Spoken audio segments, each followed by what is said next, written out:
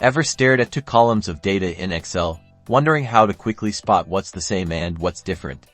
Today, we're going to unlock the secrets to comparing them like a pro, making your data analysis a breeze. Let's dive in. We've got two columns here, column A and column B, populated with various items. Our first goal is to highlight all the items in column A that are also present in column B. We'll use the power of conditional formatting. First, select all the data in column A you want to check, then navigate to the Home tab and click on Conditional Formatting from the drop-down. Choose New Rule.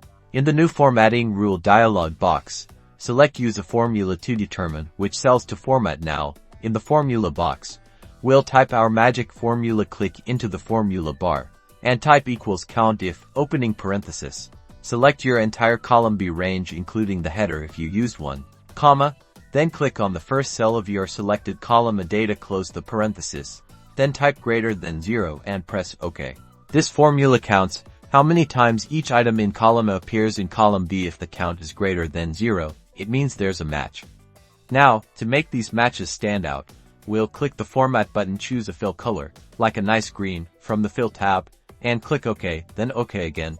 See, instantly, all the items in column A that are also in column B are highlighted. Easy, aren't they? Now, what about finding the items that are different? We can use a slightly modified approach. Select column A again, go back to Conditional Formatting, and New Rule. This time, in the Formula bar, we'll use a very similar formula, but with a slight twist. Type equals COUNTIF, opening parenthesis. Select your entire column B range, comma, then click on the first cell of your selected column A data, and close the parenthesis. Now, instead of checking if it's greater than 0, we'll check if it equals 0.